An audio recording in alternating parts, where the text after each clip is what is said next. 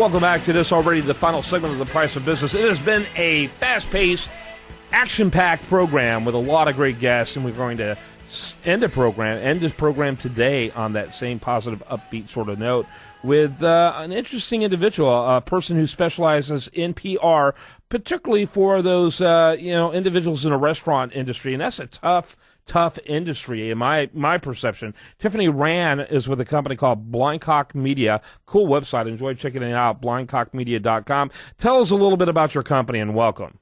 Well, basically, Blindcock Media, we operate on kind of a strange MO. We definitely want to support chefs that own their own restaurants. And so these are restaurants that kind of started through the efforts of these kind of new generation of chefs that are stepping away from corporate restaurants and wanting to develop their own kind of vision, execute their own menus, and run very small, intimate dining experiences. So that's kind of the idea of Blindcock Media, and we operate out of Seattle, Washington. Yeah, very good. Tell us about the range of restaurants that you work with. Are they all over the place menu-wise?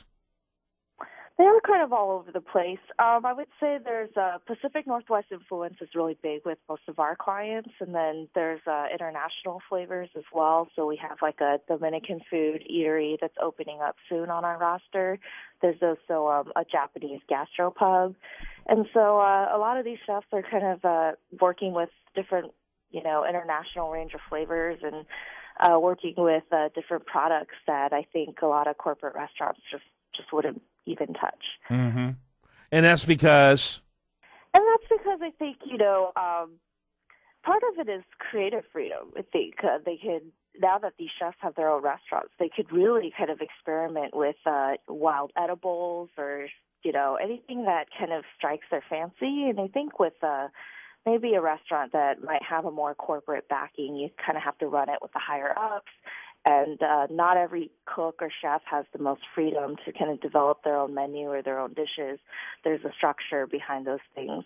And so now that there's kind of this way for a lot of chefs to have their own vision, they're kind of, even if it means having a smaller restaurant and only being able to seat, 30 or 40 at a time, they would prefer to open such a restaurant just so that they'd be able to express themselves and provide a dining experience that's, possibly more unique. And I think customers are responding as well. They're definitely looking forward to pop-up experiences where the chef can make, whatever dishes that he thinks is great.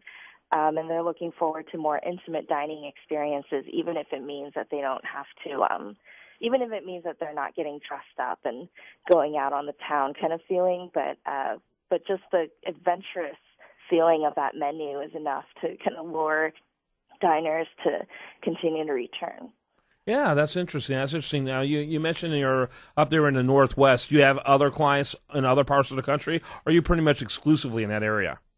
We're pretty much exclusively in that area at the moment, but it's definitely interesting to see this trend. I think it happens, of course, a lot in New York City and Los Angeles. A lot of these chefs are getting really good backing from, participating on TV shows or TV competitions, and then having people kind of hear of their name and putting in money so that they can build up their own restaurants. And so while that hasn't happened as much in Seattle, I think there's definitely a local fan base for the chefs that we have here. And so they've been getting a lot of great support because of it. Tiffany Ran is with a company called Blindcock Media. Are you a solopreneur primarily, or what does your team look like? It's just mostly it's me, and then I have a PR assistant.